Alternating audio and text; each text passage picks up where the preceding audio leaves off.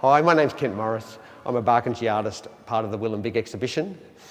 I have Barkindji heritage on my father's side. My father and both his parents were Barkindji people. Barker means river, and we are people of the river, and it's the Darling River that runs from Wentworth in the south, up through Tilpa, Louth, Wilcannia, and then to Bourke in the north, and that is Gunu Barkindji country. My art practice revolves around the shapes and structures of the built environment and about philosophical and knowledge systems that have been here for 65,000 plus years.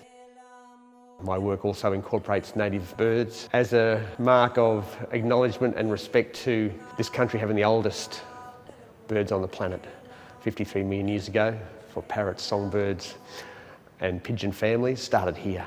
And again, it's around that deep time knowledge of Indigenous cultures, how those stories and knowledges are still here. We mightn't be seeing them as much as we should. In fact, we aren't seeing them as much as we should. And so I'm trying to bring that to the fore to show the continuation of our culture and our knowledges in the contemporary Australian landscape. The work for WILAM BIIK was an extraordinary opportunity to further develop and explore a series that I've been working on, Barkindji Blue Sky Ancestral Connections. And it's a really important work for me on so many levels, and something I really wanted to share on a vast scale, and was given the opportunity to do so for this incredible exhibition. The series was shot during a family reunion on my ancestral homelands up around Bourke, which is Gunu Barkindji country. The large wallpaper is a shot of Mount Talola at Tarrawarra Station, which is part of our ancestral homelands. And I really wanted to convey the depth and complexity of our experiences on country.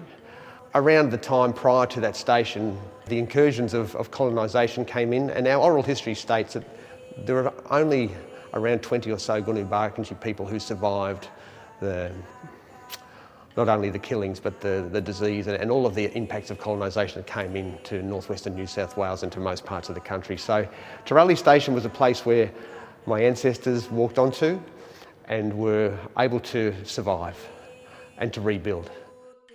For my great-great-grandmother and her sister, Granny Eliza Knight and Granny Moisey, they were able to, over time, stay connected to their culture and hand that down and maintain that, and still being on country while still working, in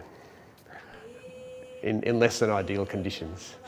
But the strength of those two women and their sister, Granny Taylor, who was adopted to a white family, they were able to find a way, and the other ancestors, to survive and be resilient on our country. And so when, in 2017, when we went back for a family reunion of the descendants of these extraordinary three women, around 500 or more Gunu Barkindji people, descendants, gathered together in Bourke and went out to Tarrawarra Station. So it's a sign of our strength, resilience, our interconnectedness. A lot of our histories are handed down in a traditional way, oral histories, but also, importantly, via new technologies and the reclamation and retention and transmission of our culture and history. So the design is of Mount Talola. It's a significant place at Tarrawarra Station, interspersed with that shapes and designs from the telecommunications tower in Bourke on our country. And that's been reshaped again to express the beautiful designs of kinship and connectivity and interconnection on so many of our belongings and objects, shields, boomerangs, etc. And to show that through combining the knowledges and philosophies that are embedded in this country with the new technologies and different philosophies, we can create a broader understanding of this country's history, not one where we don't understand all of the impacts and the ongoing impacts that it has for First Nations Australians. So I wanted the work to be very expansive. This has a lot of reference to the sky, to sky country, that you're in the middle, the earth, waters, so the land and the sky, well, you're a part of that. They're not separate. There's too much separation and siloing of elements of the natural world in a Western worldview. The works of the two Corellas interacting with the telecommunications tower reflect our story of the Ginki Nulu, of the two sisters.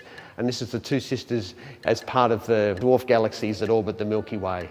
And that story connects and defines Gunu Barkindji people to time immemorial.